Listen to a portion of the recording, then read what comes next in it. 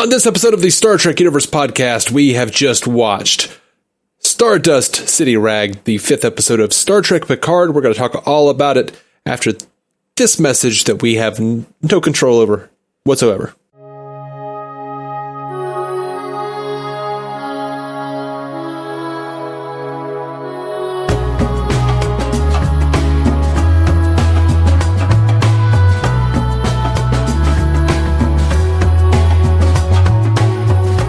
Welcome to the Star Trek Universe podcast. My name is Matthew Carroll.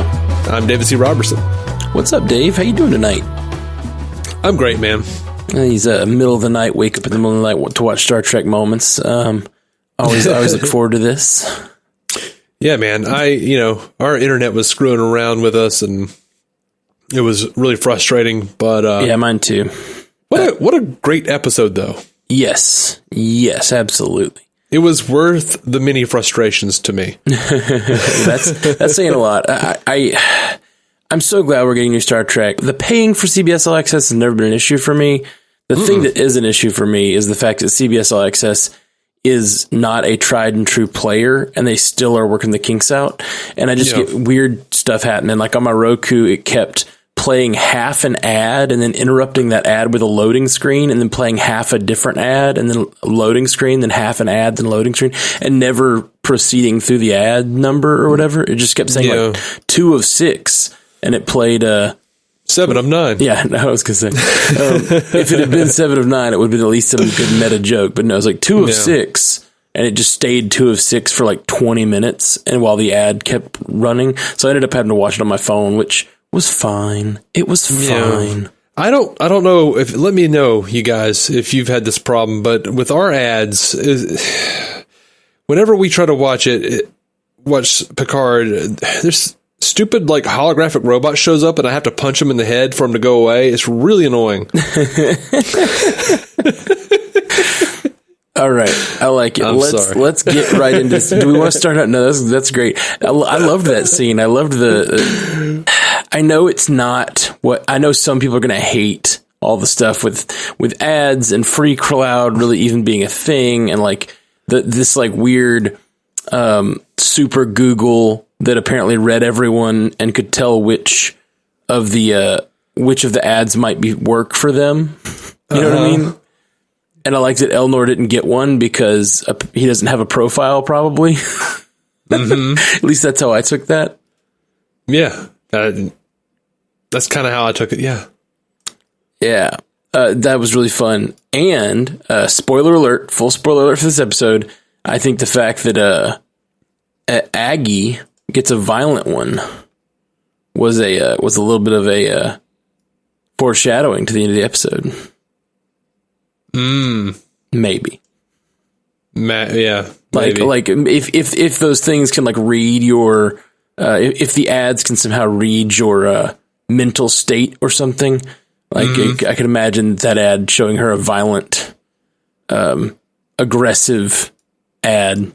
Which, by the way, we totally called that. Yeah, we did. Was that last night we casted about that? I don't think so. Actually, you know what it was? I don't think we called it so much as a listener was like, "How are you going to feel when the heel turns?" And we were like, "What?" Oh yeah, that's right. I guess the listener called it, and we were fully like, we were like, "Oh yeah, it's very likely she'll be bad," but we also thought she'll be bad but redeemable, and I think that's going to be the case. I think she knows the secret. I think she knows whatever the secret is. Oh, absolutely. That keeps these. Zhat Vash, yes. She found out the secret, and now she's on board. Apparently, fully. She's if for all intents and purposes, she is Zhat Vash now. That's definitely neat. Appears to be, or I don't think she's Zhat Vash necessarily, but whatever it was, they showed her. She is freaking out about it. Like, yeah. Yeah, like she was very apologetic as she was killing Bruce, and man, that was a kind of a heartbreaking scene because I mean they made sure to show us like that they were in love. I was right on that. They were in love. She's like crying as she's watching this video of them together. Yeah, and it even means more because she knows what she has to do to him once they find him. man. Yeah. Just Allison Pill killing it, and hey man, we're killing him. Yep, killing it being Max. But yeah, I don't know. I'm happy with it. We were talking about it a little off cast. You pointed out there's a Quark's bar on Free Cloud. Yes, on Free Cloud. In the background, I have it playing, and I just saw it. That's really fun. Yeah, did you see what was next to, though? No. Mott's Hair Emporium. I did see that. Who's Mott? The Bolian Mr. Mott who used to cut Picard's hair. He was like the stylist on the Enterprise. Oh, that's funny. That's so silly. And he was played by by Patrick Stewart stand-in. But, yeah. Oh, fun. I love that he showed up. You know what, to me, that gives more credence to. We've talked about in past episodes about how it's very possible that people do know Picard because of like holo novels and stuff. And it would make sense if everyone from the Enterprise is kind of famous because of the holo novels. And so the fact that Mott has a hair emporium on Free Cloud in an area that looks crazy. What does it say there? In Quark's bar, it says, "What is grows you cover," or something like that. I can't read it. Anyway, yeah, I'm sitting here. I'm sorry. We need to talk about the actual episode, not just all these Easter eggs. I mean, I want to catch as many Easter eggs as possible, but yeah, this is pretty neat. There's a lot going on. I knew there would be some Easter eggs, but I did not catch Quark's bar on the first viewing. That's rad. Yeah, which that fop or whatever his name was, guy in the bar said, Mr. Quark gave, whatever, Mr. Quark of Ferenginar gave highest recommendations or whatever it was. Based on your help with the Breen. Yeah, with his problem with the Breen. So that's cool. I don't know, man. I'm a sucker for those kinds of things. Yeah, man, me too. And we didn't even get, it wasn't just that either. We got freaking Icheb dying. Oh, dude. Poor Icheb. Poor guy who plays Icheb, too. Like, he was on Voyager for like 2 or 3 seasons. And then he gets to come back for Picard for literally like 30 seconds to die horribly. Well, we don't know. Is he even still an actor? Oh, I don't know. Some of these people stop being actors and they move on to other things. Sure. I'm not saying it's like that horrible. It's just, I just felt bad for the guy. It was neat to see him. Was this the same actor that played Bruce Maddox? I'm bad at faces. Dude, I'm usually not bad at faces, but me and my wife could not figure it out. Okay. Because sometimes he looked like him, and then other times he didn't. Oh, it looks like that guy is still going, man. Looks like the guy that plays Icheb. Yeah, he was even in, it looks like something called Star Trek Renegades, which was, I think, something that Walter Koenig was involved in. Neat. It's like a fan show. Oh, okay. Neat. All right. Well, I feel like the main thrust of this episode is mostly, this is a 7 episode, right? It certainly felt that way. Yeah, you were talking last episode that you thought they were working on a spin-off show with the holograms, a Rios and the Holograms type show. But I think that this was even more clearly working on a spin-off show for the Fenris Rangers. Oh my God, I'd be so down for that, man. Yeah, me too. I'd be so down. I think especially this, it seems like she's now left the ship, like, and probably won't be back. It seems she's listed for 6 episodes. Oh, really? Yeah. Oh, wow. Okay, never mind. I was thinking this was it. Like she left and had her blaze of glory going out in battle. They had that shot in the trailer. So when she got off, when she transported away with the phasers, I was like, well, okay, I guess we'll get that fight sequence in another episode. But nope, it was just the end of this one. And I was like, oh, they wrapped all that up. I guess 7's done. But no, 6 episodes, you say? That's crazy. Yeah. Okay. Well, I hope so. That that leaves open for our theory about the Doctor, which I really want to happen. Oh, man. So excited. By the way, giving credence to our hologram theory / the Doctor theory / synthetic life, also including the holograms. Did you notice in the recap for this week, the recap of last episode or the previous episode, previously on Picard, that kind of thing? They had the moment that they just recontextualized the moment when Rios says, he's just an EMH. Yep. And then it cuts to the hologram. He goes, just. And it was totally, the way they edited it was a completely different tone, and it had the music behind it was different. It just made it seem, in the moment, it seemed kind of like petty. Like, why would you call me just a hologram? But in the re-edit, it was like, ooh, that was really contextually different. And it seems like that hologram is really upset. I agree. I think the holograms are gonna revolt, man. And if they don't bring the Doctor in, it's a big mistake. Yeah, dude. That's what I was thinking too. I was like, oh shit, they're doing it. Yeah. By the way, did you notice that this episode was directed by Jonathan Frakes as well? Oh no. Yeah, man. Goodness, and this was a much more action-packed episode. Yeah, it was. Dude, it was so good. Like, I want to go back and look at it again. I really do. Oh yeah, me too. Oh, actually, that was not Brian Brophy returning as Bruce Maddox. Okay, I didn't think so. I'm looking at his IMDb, and I didn't see it. Yeah, it was someone named John Ailes, or Ailes. Interesting. He does look a good bit like him. They did a good job recasting. Yeah. But that's fine. I can't believe they got Icha back. Like just seeing him laying on the table, seeing that nose shape and everything. I was like, oh man. Mm-hmm. Cannot believe this. I just got done watching a bunch of Icheb episodes. But it wasn't the actor who played Icheb. Oh, it wasn't? Nope.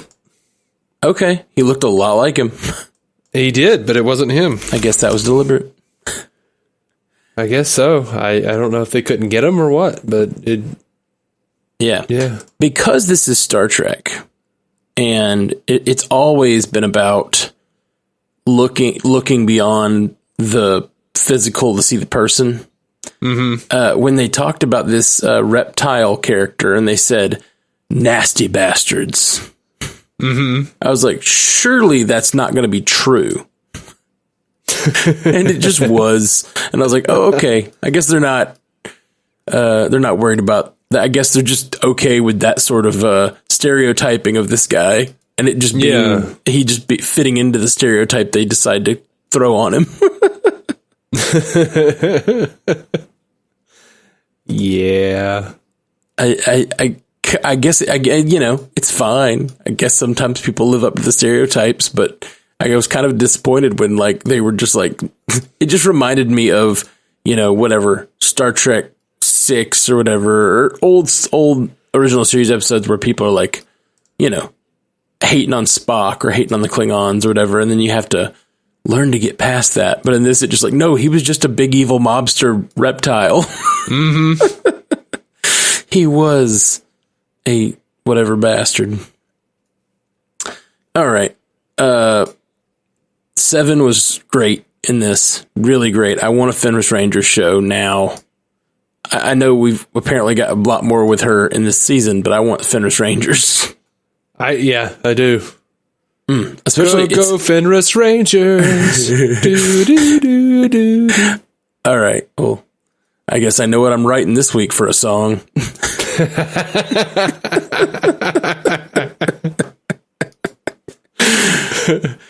Oh, that's actually pretty funny. Alpha, Rita's returned. Gather several former Borg with attitude. Aye. Delta 7 of 9. Oh, God. All right. Well, I just enjoyed everybody in this episode. Picard trying to act like a sinister mob boss dude was really great. Or whatever he was supposed to be. Amazing. He was just like... I don't know, like a French pirate or something. Yeah. French pirate Picard. And I loved everyone. I loved Raffi just giving him no credit for trying to do that. And then him flipping up his eye patch, disappointed that not everyone recognized his brilliance. Yeah, I loved it. Yeah, man, me too.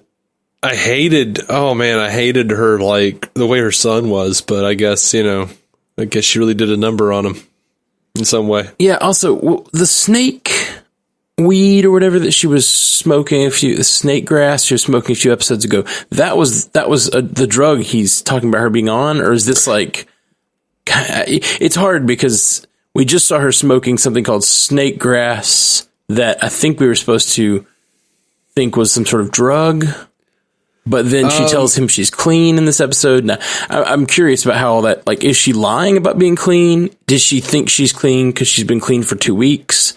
Or is it like, one of those situations where she was on much harder drugs or something? And also, it seemed like the cleanness of her wasn't really about the drugs. It was more about her obsession with the Conclave of 8, whatever that is.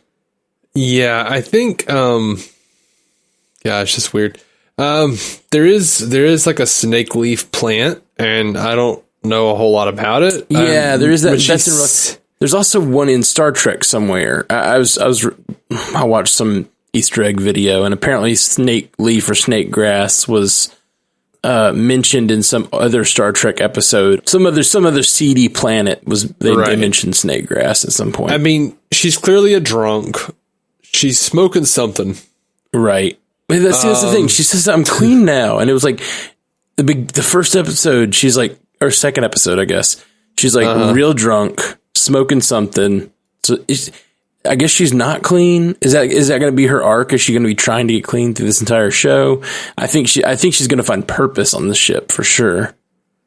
Yeah, and then he kind of points out like this conspiracy shit was stupid, and she's like, "It's not." And he's like, "Yeah, that was. See, you being clean wasn't really the problem. This was the problem." Yeah. Yeah, that was all rough though. That made me sad. Yeah, me too. Because I want to like shake him and be like, dude, she's right. Yeah, but we still don't know what she's right about. I mean, even Picard doesn't really agree with her necessarily, which sucks. Yeah, yeah. So, but I do think she's right about the synth attack. I think there's, as she said, like lies upon lies. Dude, I'm gonna go ahead and say I think Lore is involved. I really do. I think Lore's consciousness created these girls as the Destroyer. I think she's the face of the Destroyer. I think that's not a bad idea. I really don't. I think Lore could absolutely be the source of all this. We still, I guess we don't have any more information from Maddox though. We just have the really basic information, and that's the thing. So that's what's so if it turns out to be Lore, then we got exactly the information from Maddox we needed to confirm everything, but no more. He never revealed where he got the neurons, and before he could, he was killed. He just said, "Dr. Soong and we created something beautiful," or whatever. And so I think that's probably an intentional misdirect, and it's very possible that these are daughters of Lore. I think we're heading toward like these are daughters of Lore. They get activated. They are trying to destroy. There's a whole nest of these puppies somewhere, and they're going to destroy whatever, all life, according to the last episode. And if that's the case, then I think that's still going to be an issue where like Picard shows love to Soji, faith in Soji, even though she is Lore's daughter. You know what I mean? Like, yeah, like maybe Soji's like, I'm not even related to this Data that you love. That's not even me. And then he's like, no, but I still believe in you. I still believe you can choose. You can make a choice. And then at the end of the season, she starts singing Blue Skies, and Picard smiles subtly. And out to Jerry Goldsmith. Yeah. Right back where we left off at the end of Nemesis. Data might be in there after all. Mm-hmm. Blue skies. I'm sorry. No, it's not a bad call. All right. Yeah, just if it is lore, which maybe. But who knows? Maybe it's lore, but maybe once the destroyer decides not to destroy, like if Soji is convinced to be on the side of the angels, as Rios' hologram said, then Agnes will decide to follow in Maddox's footsteps and get B4 out and create new data babies. Data babies. Data babies. What am I singing? What is that tune? Is it Muppet Babies? Is it Muppet Babies? I thought it was Muppet Babies. That's what I was trying to sing. And then I couldn't. I was like, is that a tune from Muppet Babies? Or am I just putting Muppet Babies over some other tune? I don't remember Muppet Babies that well. I remember the show, sort of. Yeah, no, you know what? The music. I think I might be singing something from Grease. Oh. We go together like salmon. Yeah, anyway. All right. I would say we can't afford that, but we're too small of a podcast for anyone to care. Yeah. Should just perks of obscurity.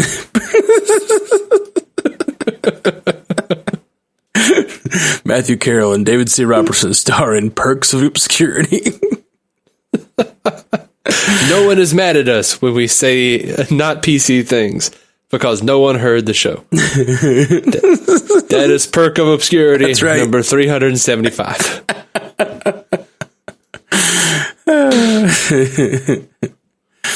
I feel like that's a lot of the perks. It's just like we can say shit that no one is going to know.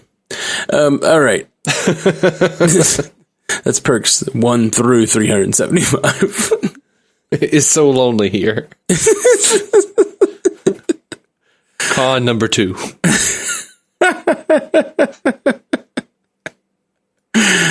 All right. We're building up our own little rules of perks of obscurity here. Yep. It's our version of the rules of acquisition. Exactly, yeah. Quark was name checked and the bar was shown. Man, I sure hope Quark gets to come back. I mean, they're going to reference him twice in one episode. I was like, y'all couldn't get Armin Shimmerman back to make a little like CGI Quark to like bother people with. Oh, that would have been so good. The little ad. I would have loved that. Cool. I would have loved that. And they were next to a Dabo. There was like a Dabo wheel. Yeah, there's like a Dabo wheel and some place where you could play Dabo. That's awesome. Yeah. Yeah, man. This is a really great episode. I just liked Free Cloud. I know they're going far afield of the vision of Starfleet that we've kind of gotten all along.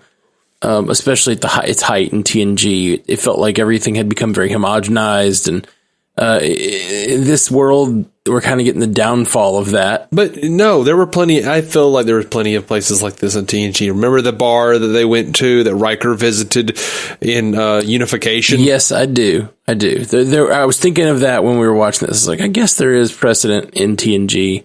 But you got to admit, it seemed a lot more homogenized in TNG. Maybe that's just because they're on a Galaxy-class starship and they're visiting particular worlds and we're seeing all these political delegations and stuff. Plus, we saw a place like this every episode of DS9 in Quark's bar. Yeah. Oh, for sure. But that's the thing is that's out on the outer edges of space or whatever. Yeah, it's Deep Space Nine. So was this, though, in a lot of ways. I mean, this is obviously a very abandoned sector of space. Right. Well, now it is. Federation. Yeah. Now it is. It seems like a lot of this area, I don't know exactly where they are. It seems like they're heading toward Romulan space. Mm-hmm. And Free Cloud and Shanti are both on the way. Yeah. And all of that it seems like all of that was abandoned by Starfleet. This is what I've always wanted to see more of in Star Trek, is just like the seedy underbelly. You know, we get little, we get little snippets of it from like Harry Mudd in the original series and Cyrano Jones. We get like pieces of it in Star Trek 3 when, I can't remember Krug's woman's name, but she dealt with those like pirates, to Oh yeah. to get the Genesis specs. Cassidy Yates was a smuggler. Yeah, absolutely. Yeah. She went to jail and Cisco still married her. I loved that. I really loved that whole storyline. I need to rewatch DS9. Now that we're caught up on all our Picard rewatch, I should really dig into DS9 again, just for fun. I don't know, man. They're making me want to watch Voyager. Wow. With all this 7 of 9. I know, but I just did. I watched like a bunch of important Voyager episodes leading up to Picard, but we didn't cast about them because we didn't have the time. Mm-hmm. But I just buzzed through a bunch of them just to get the story. And honestly, they're not very good, but like the story is good, Yeah. Dude. So was it just me, or am I crazy, or did it seem like they were hinting that 7 of 9 had some sort of like romantic relationship with this crazy ass lady? I did not get that. She sort of just said her name Annika sensually, but sort of spitefully and sensually at the same time. I mean, I just thought she said it like with a sort of familiarity. Yes, but I think that was just supposed to be like, yes, we knew each other very well at some point. I think she just pretended to be her friend so she could get close to her and close to Icheb, and then she betrayed them. Okay. I was just curious. I mean, I wouldn't say it couldn't be true. Absolutely could be true that they had more than a friendship relationship, but I didn't take that away. At least I didn't even think about it. So I think it could work either way, though. If you want to have that in your head, you go for it, man. I mean, it's not that I wanted to, or whatever's your bag, man. Whatever you want to think about is fine. No judgment here. Why do you always have to make things weird? It's what I do, man. It's what I do. Yeah. All right. Let's see. Have we missed out on any characters we want to talk about? I feel like this episode's so rich with so much stuff. Rios was really fun. They keep going areas with characters I don't expect them to, especially so soon. Like Rios is the tragic existential crisis guy. And so giving him the moment to wear the pimp suit and to go in and like act gregarious and flamboyant, like that seems like more of a season 3 thing to do. You know what I mean? Because it's kind of spilling that milk early, as it were. You know what I mean? Like, yeah. But I mean, I liked it. I did not mind it at all. They just keep doing things like that where I don't expect. Like, it's just like I talked about with Raffi in episode 2. Like, I expected her to be a little more stoic because she's such a badass. It's seeming. Yeah. And then she, in the first episode, is breaking down crying. And I was like, oh, well, they're kind of like, they're doing this sooner than I expected. And I don't know if it's neat because it's novel and different, or if they're wasting some dramatic tension they could be holding on to. Because, if Raffi had been completely stoic in those first 4 episodes and been just badass Raffi, you don't screw with Raffi. She's got her own purposes on Free Cloud and she's a badass. And then she'd broken down when her son, rejected her. Yeah. That might have been a lot more impactful than have Raffi cry the first time you see her. And then, she just seems like an emotionally unstable person in a way, or like, not that she doesn't have reason to be, not that she's not actually hurt, but you know what I'm saying? Like there's a certain amount of dramatic tension from a character that holds their emotions back. Same thing with Rios, where you can have a character who, always acts a certain way all the time. I mean, in a way, Jack, I always want to bring up Firefly, but you got Firefly where Malcolm Reynolds for the first 5 episodes is pretty I'm a cowboy, manly all the time. And then in episode 6, he shows up in a dress and he talks about his dress very compliment. He's I don't know. You know the scene I'm talking about. He just really enjoys wearing a dress, and it's very funny because he's been so macho up until then, kind of. Oh yeah, okay, yeah, I remember what you're talking about. Yeah. Swear by my pretty floral bonnet, I will end you is the line that I can't ever forget because I love it so much. I would argue that we might get that with Rios anyway because that's the kind of character he is, and I don't need Raffi to be that kind of character. I have felt plenty of impact from her. Clearly her life is a mess, and I think we needed it back then and we need it now. I need to see her break down, and I do. I do care about the character at this point. I want to understand better why she feels such a closeness with Picard, that she a loyalty to Picard, even though he kind of abandoned her. But I want to know, more about who she is and why she chose what she did over her family. I don't know. I don't need her to be some. I don't need that kind of character. We can get another character like that somewhere. Yeah, else. for sure. I'm not saying that. She's not Zoe, Matt. She's not Zoe at all. But what I don't expect her to be Zoe. It's the badass thing. It's the fact that she walks out to Picard the first time we see her and she's got a gun on Picard. It makes you feel oh, this is Raffi. She's going to be a badass. And I mean, that's my own hang up. The fact that badass has to be the opposite from emotional. You know what I mean? Yeah, you could be a badass and then break down in the next few seconds. Yeah, absolutely. I know. It's just, I'm just posing the question, and it's something that I thought of in the second or third episode. They kind of answered some questions without any kind of fanfare, if you recall. They answered the question of who Narek was working for. They answered the question of the androids, the fact that they had been programmed in some way with that flash in the eyes, and it was just a lot of things that were kind of answered where they could have held on to those and maybe been more impactful at some moment, and they kind of answered them with no impact, I felt like. And so it's just posing the question. I'm loving everything they're doing, but it makes me keep thinking that they could have done some things a little differently. I will say this, and this might just be my own stupid brain not working like it should, but at this juncture, I really like the way they have just sort of done exactly what you're saying, where they have taken people and they said, "Oh, they're working with them. Oh, they're working with them with no fanfare." Because I watch shows, and streaming shows are even worse about it, where they will be introduce a character and we see them for 1 or 2 scenes.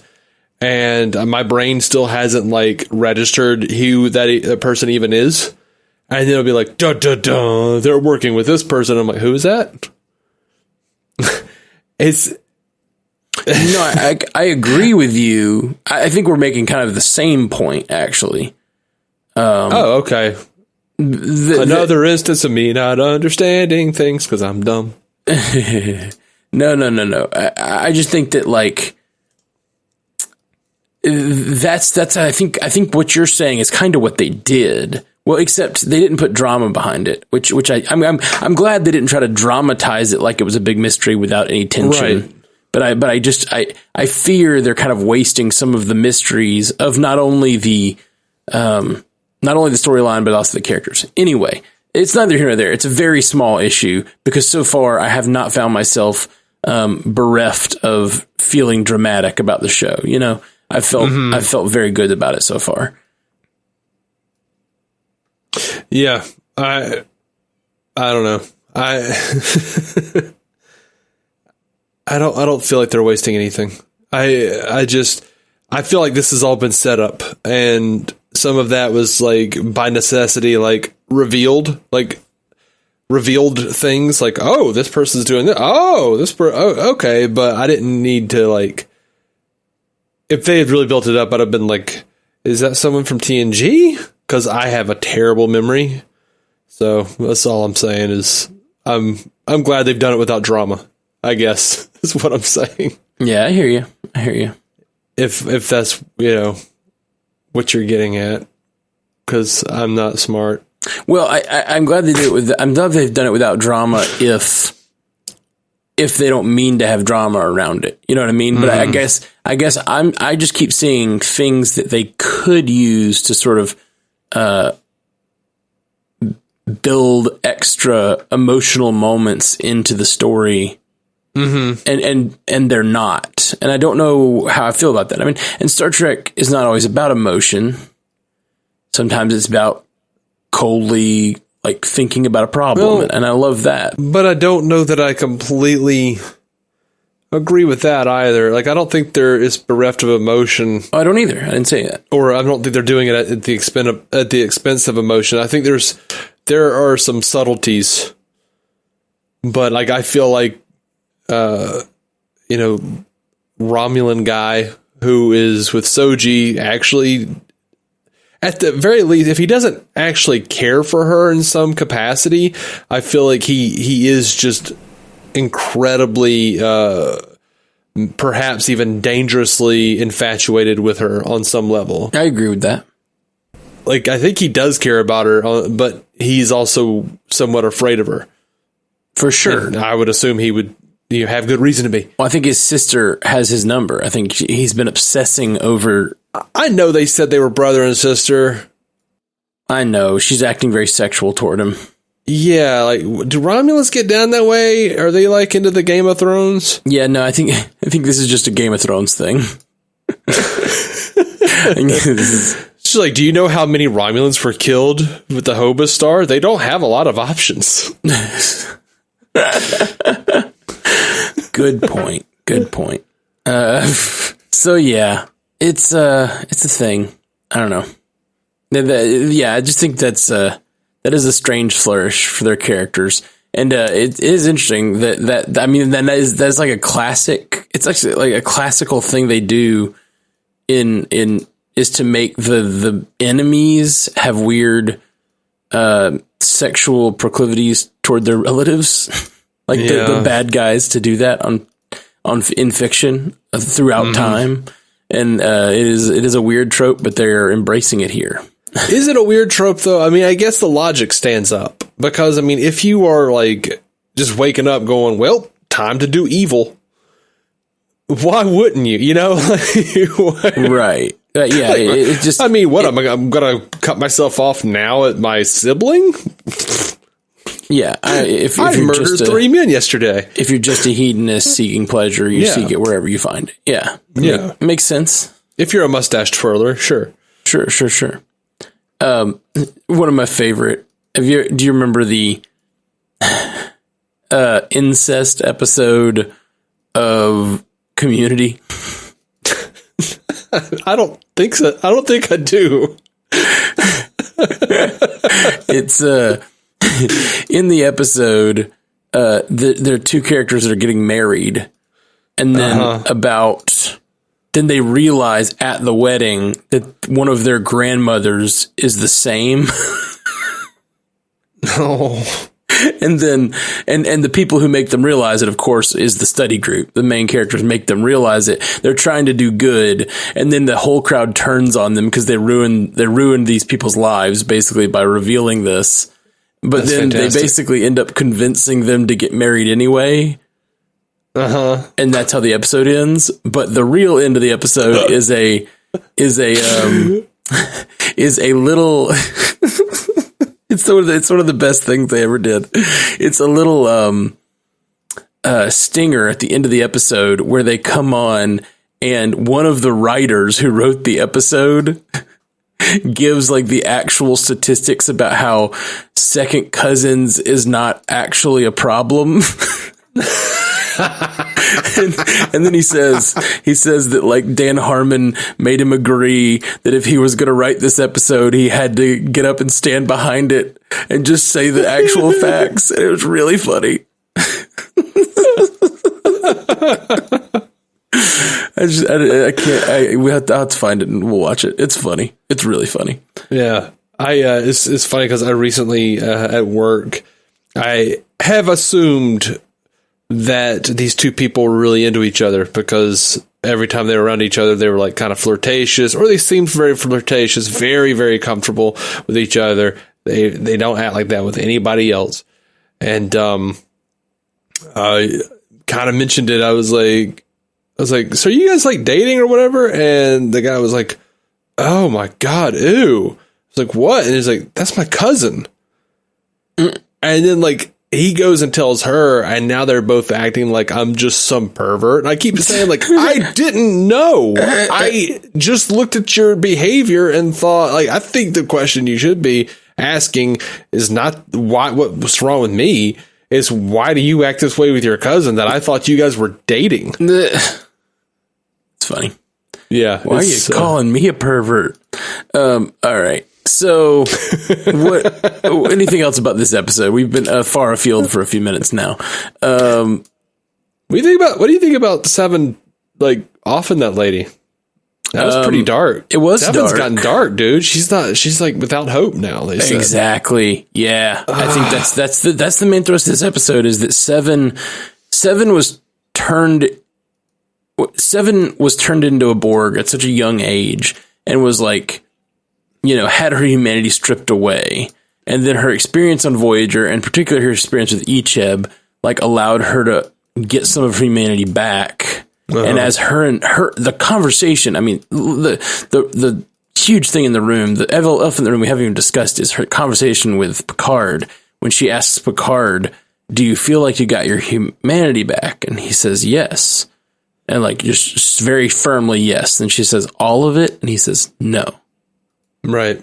And then she says, me neither, but I fight for it every day. Mm-hmm. I have a question. That's such a good moment. Ugh. I have a question for you, and we might get the look. We know that they have said they are planning a show, like shows that they have not announced yet. Fenris Rangers is definitely one of them. Dude, I sincerely hope that, and I don't think we'll get it in Picard, but I sincerely hope that we get Chakotay. Because we know he was with Seven at the end of Voyager. Yeah, we do. Well, do we? I mean, did they end up together in the real reality? Oh, I thought they did, yeah. Because I know they end up together long term in the offshoot reality that doesn't exist, and I know they dated they were together for like a week. So if they're not together, I wouldn't be too upset. Yeah. I mean, it'd be cool to see Chakotay again. Yeah, but from a character's perspective, I wouldn't be like terribly upset. But dude, I really want Bob Beltran to have a good experience on Star Trek, man. I want him to come back and have a good experience. Oh yeah. He's complained so much about Voyager. I didn't know that. So. Yeah, he's complained so much about how his character didn't really get any development, and they never did anything with Chakotay, and they should have done something with Janeway and Chakotay, but they let that fall flat, and then the last minute thing with Seven. Yeah, man, I think he deserves something. Yeah, I mean, I'd love to see him again. I don't really care if he's with Seven, but I don't need him to be with her. Gotcha. Yeah, I'd love to see him again, sure. But I'm more interested in seeing the Doctor. I think we'll get the Doctor before the end of the season. I hope so. If our theory is correct, then I think it's very possible, and I see nothing but arrows in that direction at this point. Yeah. You want to talk theories a little bit? We can. Anything non-theoretical you want to talk about before we get into theories, in case we lose some people to the not wanting to talk about theories? Not that we know anything. I guess one of the theories I want to talk about is circulating online. It's not really my theory, so that's why I want to. We can do a little feedback that's not theory based. Yeah, let's do it. Throw some feedback. Let's see. I was I'm trying to look for it. Sean Ray of the Cosmic Potato Network. He listens to our show, and he's a good guy. He's got his own Landing Party Star Trek podcast. But awesome. He was pointing out, gosh, I'm just having a real hard time finding it, and I can't remember exactly. But he was pointing out that like we had just like totally missed that there were like just way more holograms than we thought there were. Oh, right. Interesting. Good. What's his feedback? Go for it. Well, I can't find it exactly. He does suggest that we read, I'll go with this first, Star Trek Picard, The Last Best Hope, by Una McCormick. It's a novel, and he says that he says it's good, not a lot of action, but it fills a few gaps, like what Jurati and Maddox's relationship was, who had the idea for the synths, what happened in that meeting where Picard put in his resignation, and some more backstory on Raffi. And then he says it also clarifies the insinuation that LaForge was killed on Mars in that comic book cliffhanger. Wow. That's so crazy that they have like a comic book cliffhanger that is answered in another prequel novel. Right. All right. I just bought it on Audible. I'll listen to it this week.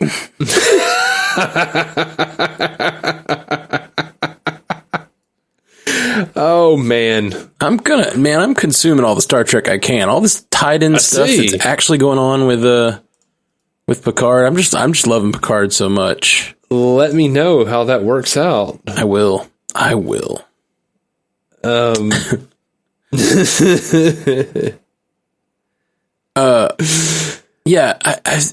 think that there's I think we figured out. So I think I saw that feedback that you're talking about. And yeah, he was saying that the two holograms we see in the first episode, the EMH and the one in his quarters, are two different holograms. It was the main thing that we missed. Yeah. So there's an EMH, an EHH, an ETH, and then whatever the Irish guy is. So as far as I know, that's only 4. So we only were missing the one. Mm-hmm. But yeah, there's a lot of holograms on his ship, and I just love that. It was subtle in the first episode. Well, honestly, in the first episode, I wasn't even sure. We weren't even sure it was the same guy. And then in the second episode we got with it, it became clear it was the same guy. And this episode, Jurati even called it out. It was you. I mean, not you.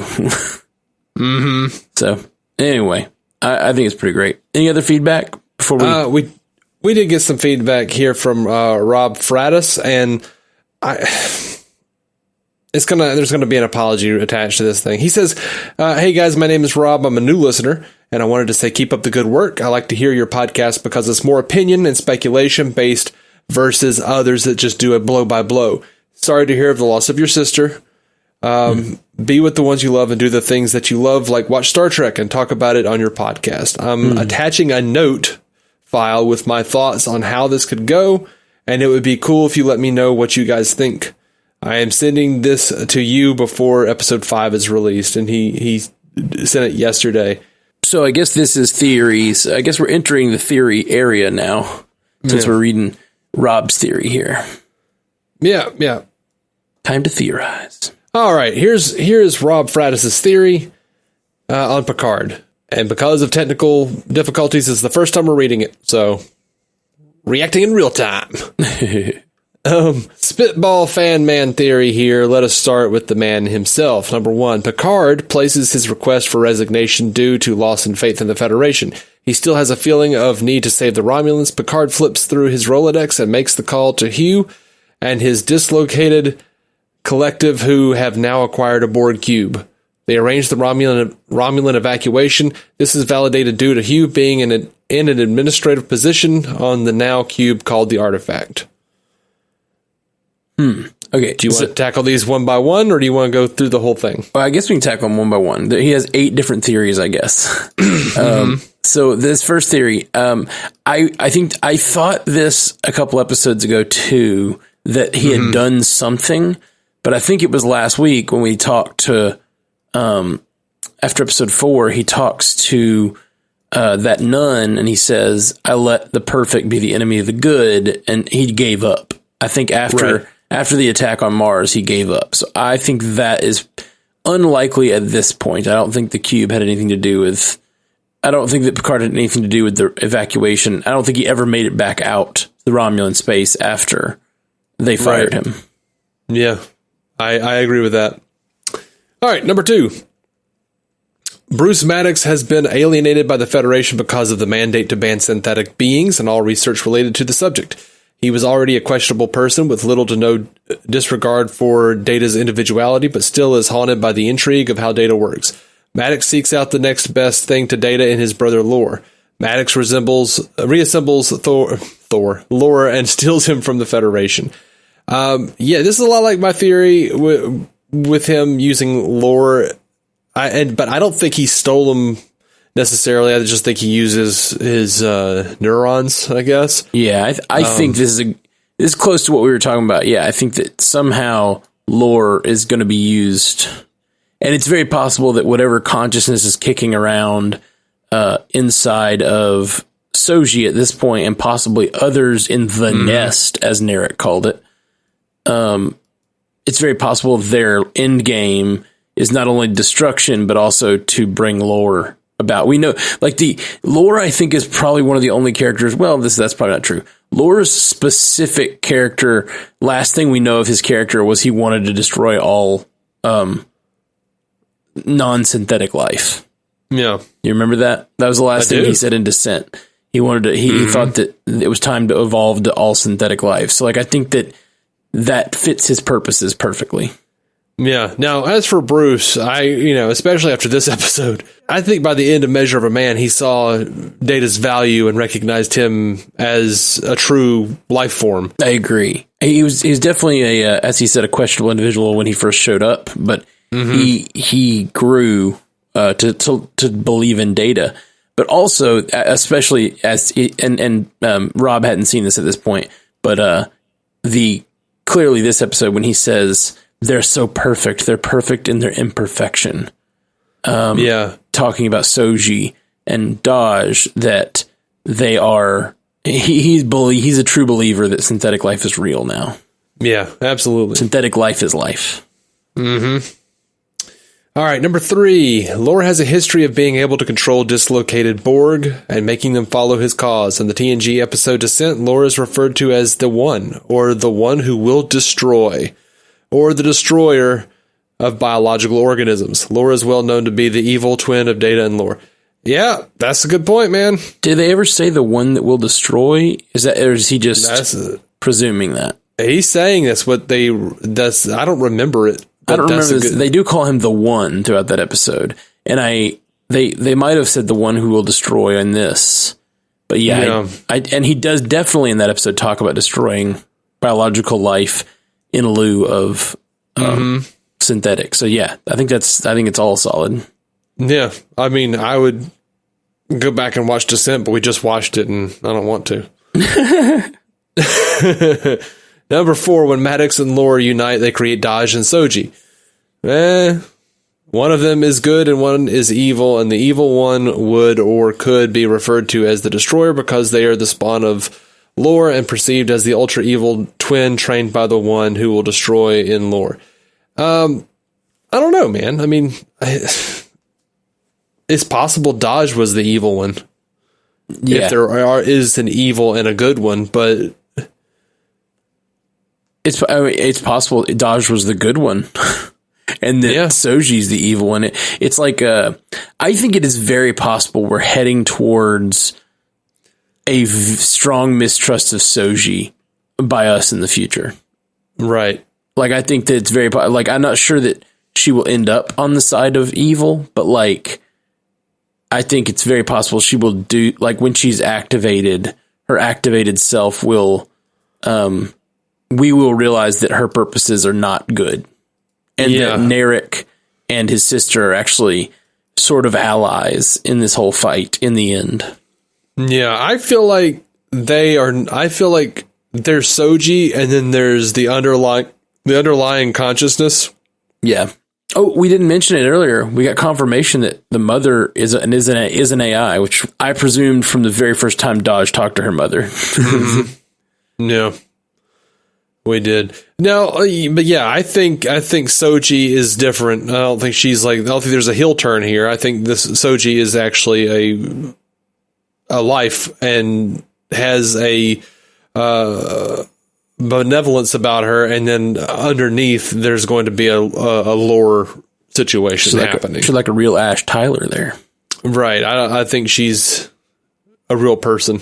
I agree. I think that the overlaying personality of Soji is going to be considered a life and going to be considered something valuable by Picard, even if that'd be interesting if they used B4, or maybe they here you go. Here's what they did. They used the consciousness that had been downloaded into B4's positronic brain, but his neurons weren't as advanced as they needed to be. So they transferred all of that information into Lore's consciousness. And and then they used Lore's neurons with Data's consciousness in them to try to create. There you go. Try to create Data's daughters, but the underlying activated consciousness that's under there is like a weird Lore plant that he put in there with its own purposes. So they are Data's daughters. Soji and Dodge, the personalities we've met are Data's daughters, but the underlying personality is Lore. It's Lore. Yeah. Dude, that's so good. That's so good. Like, I hope somebody sat down and thought, like, what did they ever do with Lore? Oh, shit. There you go. Surely they did. This show, they're thinking about so many things. Maddox was on this episode. We got to return. I said it when we covered Measure of a Man, whatever it was, 15 years ago, that 6 months ago or whatever. I said that, man, if they don't bring Maddox back, I'll be upset. And you were like, well, don't be upset, Matt. Just don't be that kind of fan. And I was like, all right, fine. But they did it, man. They freaking did it. They did it. I said back in that episode, I would just be happy if like his name was on an institute of cybernetic life somewhere. Right. And not only did we get an institute, but we got actually him who ran the institute, and this whole plan revolved around Maddox. It's so exciting, man. Yeah, it is. Now look, he's got another theory here. Yeah, we got a bunch here. And I feel like it's getting into the weeds. But I like it. Oh, actually, this I think this next theory is the theory I'm talking about that's been kicked around the internet some. We're talking about number 5, right? Yeah, I stay off the internet for this. I don't even want to think about it. I can't remember where I first heard this theory. It was some podcast or something. Somebody mentioned this theory, but thinking about it, this theory makes a lot of sense. Yeah. He says, number 5, in the past, the Romulans created Borg technology to be used as a weapon. Something went wrong and the Borg got out of control. This is the reason why the Romulan computers are only able to perform math and why they are fearful of sentient androids. Romulans were attacked by their own creation, the Borg. The Romulans built in a failsafe into the technology which causes assimilations to fail, mostly if they attempt to assimilate a Romulan. Those Romulans that do survive the assimilation become mentally handicapped. This is why there are so few Romulans ever to be assimilated, and those that do are mentally damaged. The Romulans were not able to defeat the Borg, but were able to send them through a wormhole to the Delta Quadrant. That's a pretty damn good theory, really. That's a good theory. I like it. I like the theory of the Romulans created the Borg. I don't. So the mentally damaged part. Here's where I'm thinking with the mentally damaged part.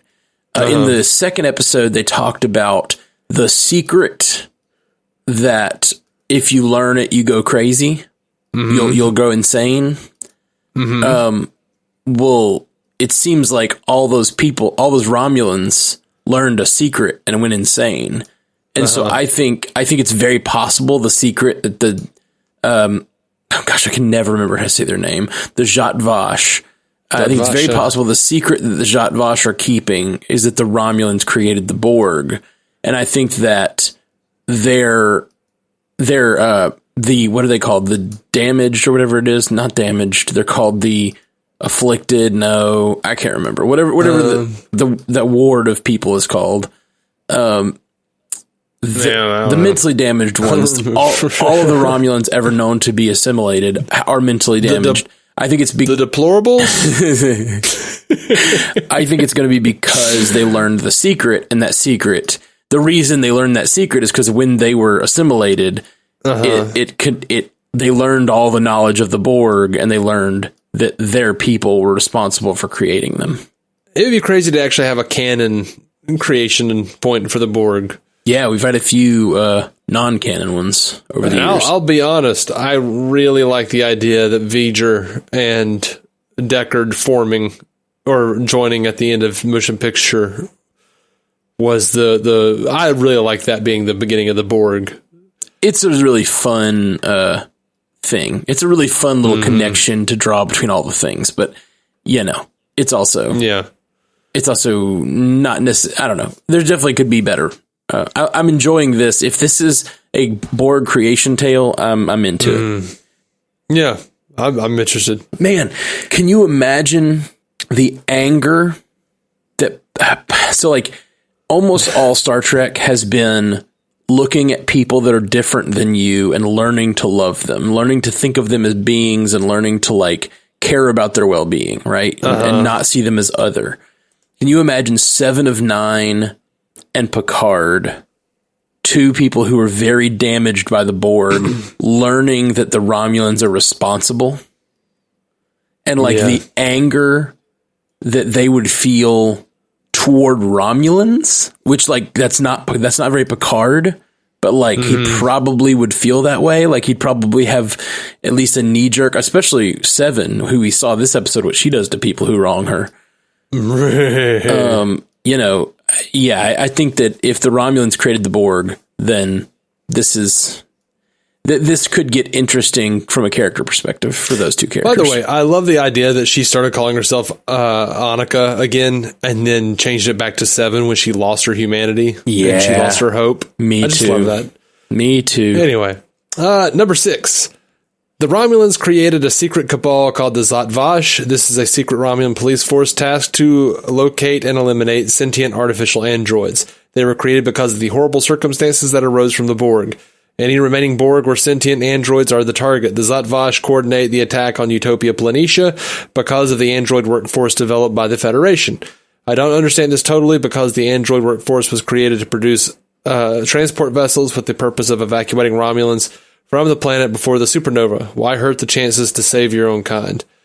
But yeah, that's going to be the chink in the armor, man. That's going to be the problem. That is, if the Zhat Vash were responsible for the destruction of Utopia Planitia, they've even said it on the show. Like Picard has said, like it doesn't make any sense that they would kill their own people. What if the Zhat Vash, we've already seen that a Vulcan is involved, and people within the Federation, and now Agnes is at least under their control, but seems willingly. What if the Zhat Vash is not just a Romulan thing? What if it was what was it? The Complex of 8? I just said it like an hour ago. Conclave of 8. Conclave of 8, yeah. What if the Conclave of 8 is the conclave of like 8 societies or something?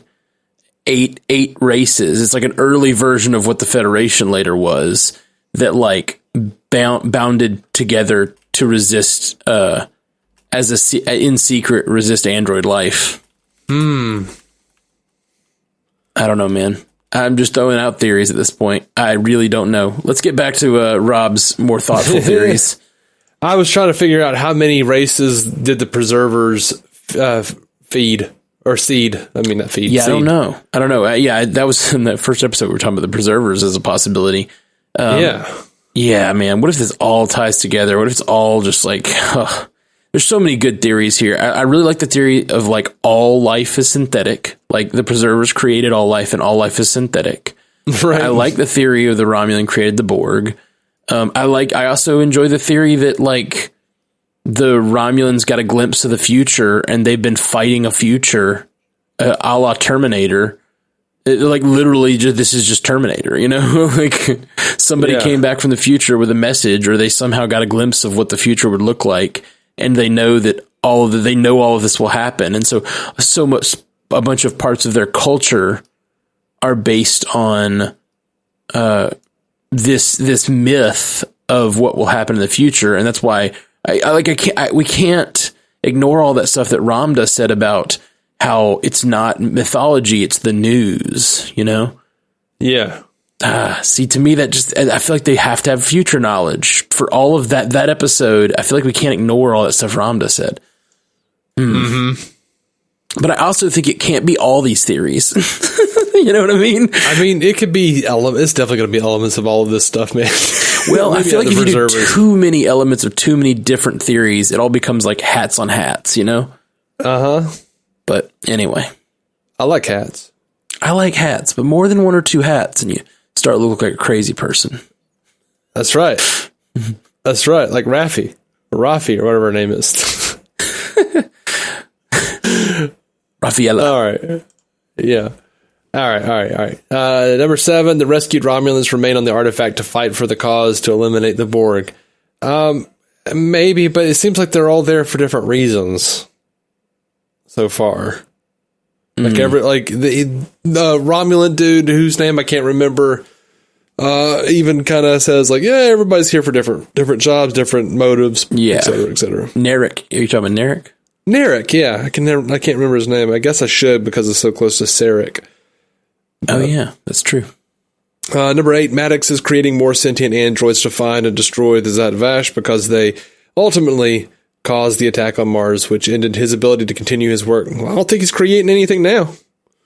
No, I don't think. Well, see, when they talked about his lab being destroyed, that worried me. But there's still there's a nest. There's a nest that they're still looking for. They apparently stopped. They knew where he was, and they knew how to stop him. But where is this nest?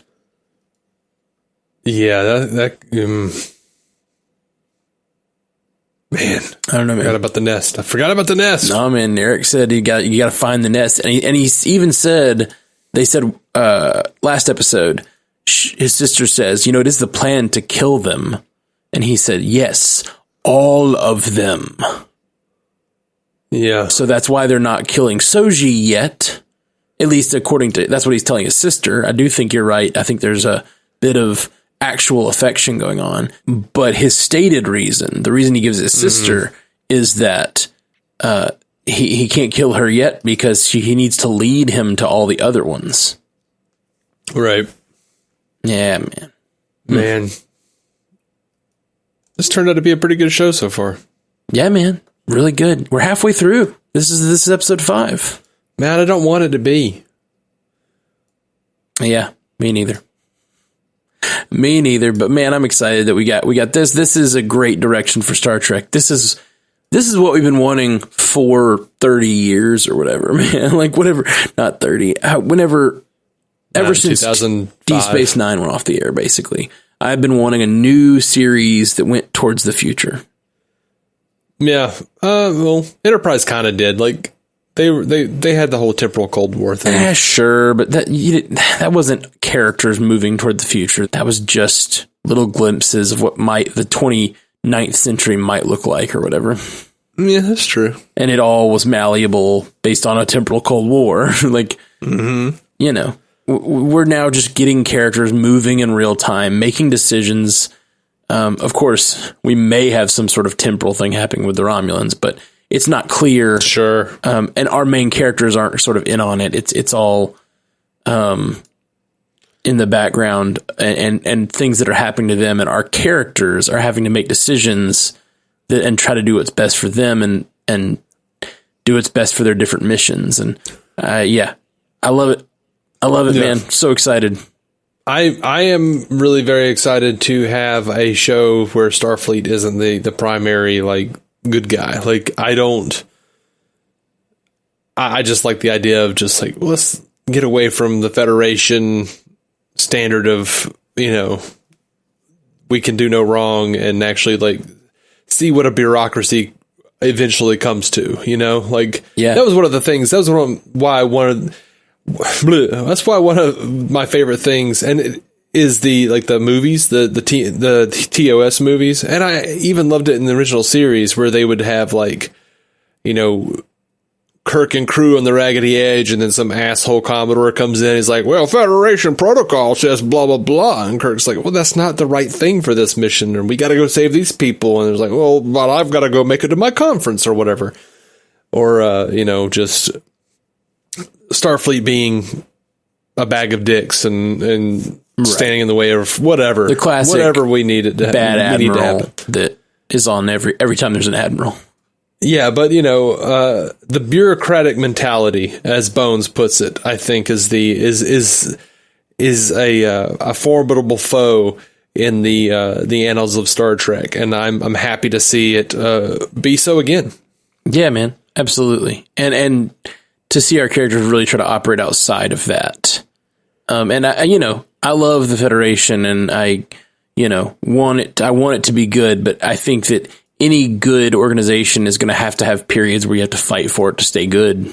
Mm-hmm. I think they're mirroring our current day situation, Yeah. I was listening to Steve Shives earlier. Really always a good time. Trek Actually guy. Love his YouTube channel. Yes. He was saying that, someone had written in about Janeway and like annoyed that how she became an admiral so quickly or whatever. And he was like, my theory on that was always that she, they had to like move her up because she came back as like a hero captain, but they also couldn't leave her on a starship with her crazy ass. He didn't say that exactly, but like they couldn't leave her in charge of a starship. They had to like, it's just like happens in the real world. Sometimes people fail upwards. Yeah. And the person I think writing in said it was perfect because she fit the like really bad admiral template perfectly. Yeah, absolutely. Absolutely. Like, but she was a hero captain. She brought her crew home. Yeah. They would make her admiral. Absolutely. They would make her admiral. Yeah. All right. Well, it seems like about where we stop for the day, right? Probably, yeah. All right, cool. God, I hope so. Well, guys, thank you so much for checking out the podcast today. By the way, if you want to send in feedback, we keep having people write in because I sillily did. That's a hard word to say.